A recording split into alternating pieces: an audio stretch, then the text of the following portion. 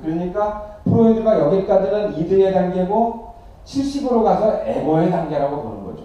자아가 자기를 발견하는 단계가 무의식계의 단계입니다. 근데 이것을 어떻게 의식적으로 알아내냐? 그렇지 않고 무의식으로 알아내는 거예요. 이 무의식으로 알아내는 게 이제 이 에고가 작동하는 거죠. 예를 들어서 우리가 눈으로 봤을 때 어떤 사람이 BMW에서 내리는 어떤 사람이 있었어요. 그런데 옆에 사람은 그냥 아반떼에서 내렸어. 누구한테 눈길이 가요? 당연히 우리도 모르는 사이에 우리 경계는 BMW에서 내린 사람한테 눈길이 갑니다. 제가 예전에 MBC 사장님하고 약속을 한번 한 적이 있었는데 그날 반바지에 슬리퍼를 신고 모자를 쓰고 그리고 갔어요.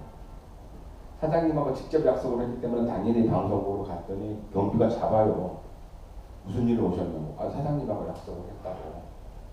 사장실 이제 비서실로 전화했는데 사장님이 나랑 직접 약속을 했기 때문에 비서한테 얘기를 안 한 거야. 면담 시간이 잡혀 있다고. 그러니까 경비가 뭐 이상한 사람 다 봤다고 그냥 화를 바락바락 내면서 막 쫓아내는 거예요. 아니 그럴 리가 없다. 다시 한번 확인해봐라. 그래도 다시 확인해봐도 면담이 안 잤으니까 나가라고 막 화를 내고 쫓아내는 거예요. 내가 만일 양복을 잘 입고 갔으면 어땠을까요? 이런 생각을 해봤어요. 근데 그때 마침 편성국장이 나가다가 어이구 선생님 여기 웬일이세요? 아 당신 사장하고 약속을 했어. 그래가지고 편성국장이 나를 데리고 올라가는 사이에 이 경비가 쫓아와서 막 90도로 계속 저 인사를 하는 거예요. 죄송하다고 미안하다고. 그래서 아니 아저씨는 아저씨를 잘하신 거다. 아저씨를 잘하신 건데 내 옷차림 때문에 나를 막았다면은 그거 조금 서운하다. 옷차림 때문에 나를 막았다면. 사실은 옷차림을 잘하는 것이 중요하기도 한 거예요. 왜? 다른 사람에게 경계를 덜 불러일으키는 거야. 다른 사람에게.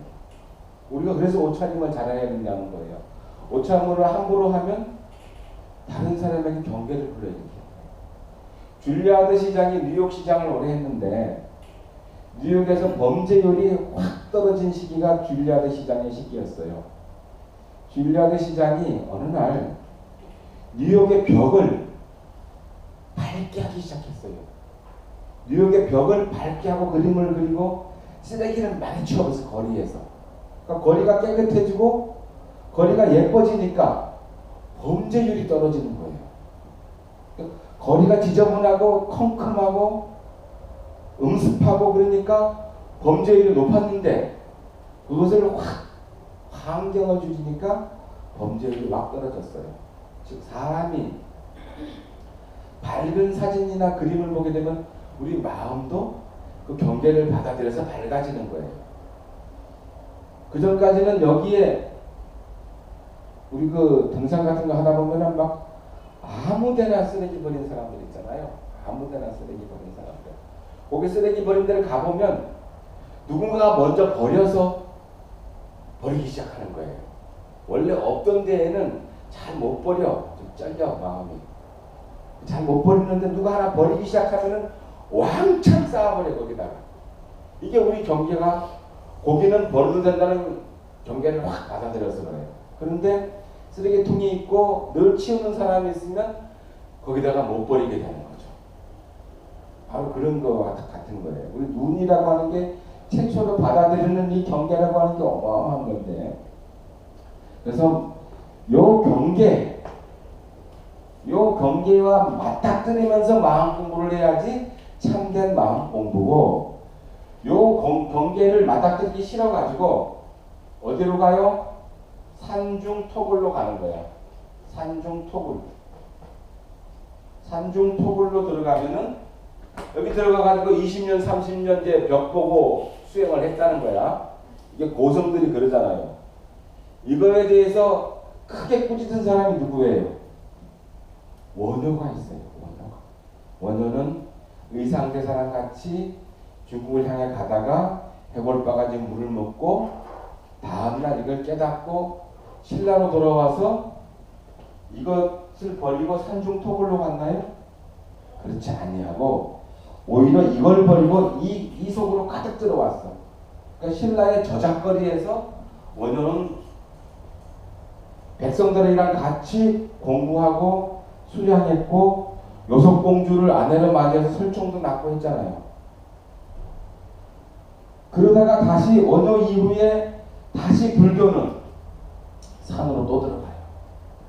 그것을 이제 나중에 원불교 소태산 대종사께서 생활불교를 얘기하면서 다시금 수행자들이 요 속에 가득 있기를 바라는 거야. 이 속에, 이 안에. 여기까지가 뭐예요? 이게 여기까지가 우리 생활이 이루어지는 곳이에요. 우리 생활이 이루어지는 곳.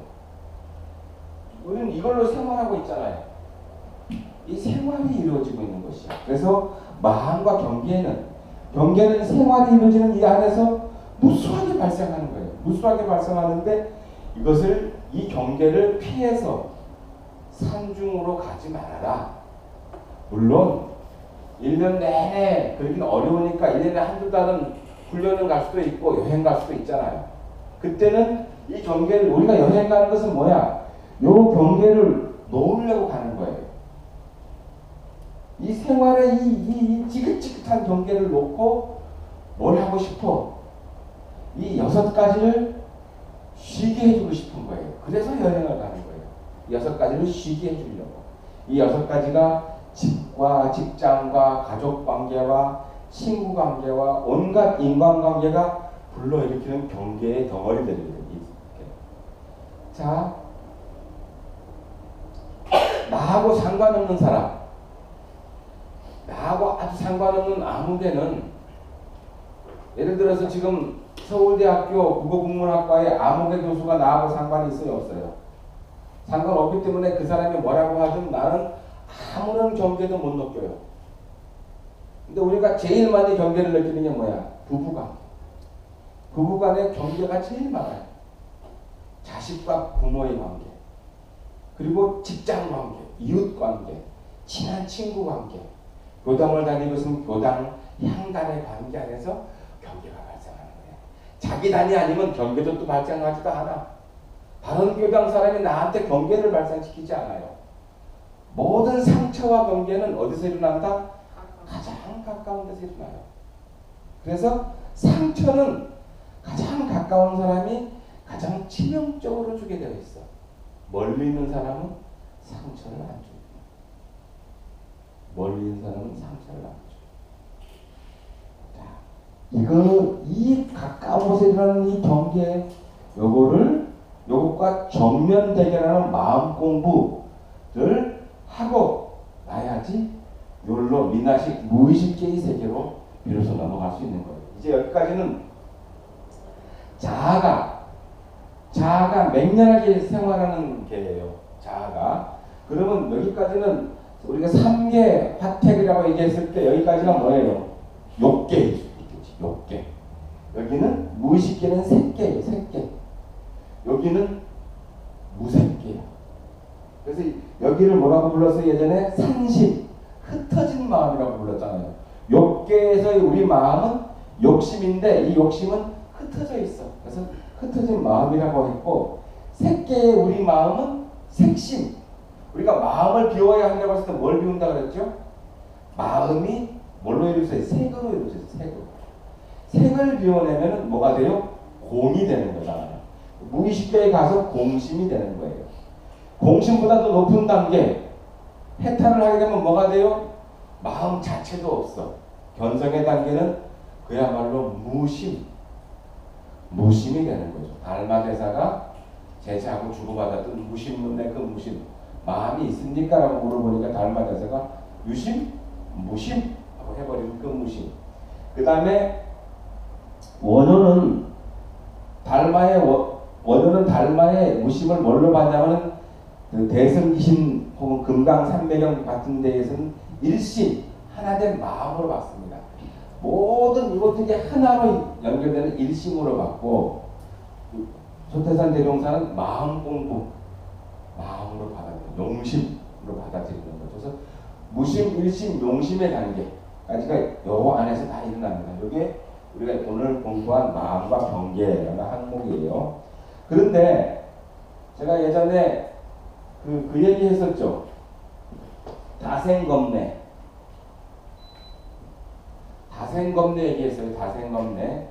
그 다음에 니체의 영원회귀와 소태산이나 불가에서 말하는 윤회 다생겁내는 똑같다고 했어요. 자, 우리가 예수님이 죽어서 부활하려면 전제 조건이 뭐죠? 죽어야 되는 거예요. 죽어야 돼.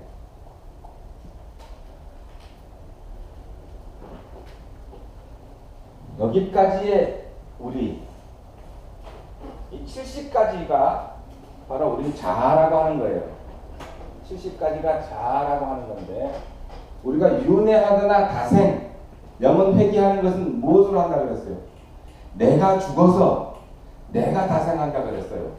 내가 다른 사람의 생애를 여러 번 사는 게 아니고 내가 여러 번의 생애를 산다 그랬어. 내가 죽으면 다음 생애에 나로 태어난 것 같지가 않잖아요.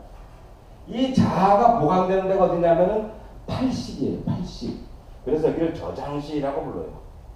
내가 지금 이 생애 이 생애의 육도에서 있을 때 내가 죽으면 나의 자아는 이 저장식에 보관되고 이 저장식에 나의 지금을 나의 전생의 기억들을 의식을 다 이 마음을 여기다 저장하고 다시 태어나는 거예요. 다른 세계에서 다른 육도. 그래서 다른 육도에서 태어나고 나면은 그 다음 육도에서는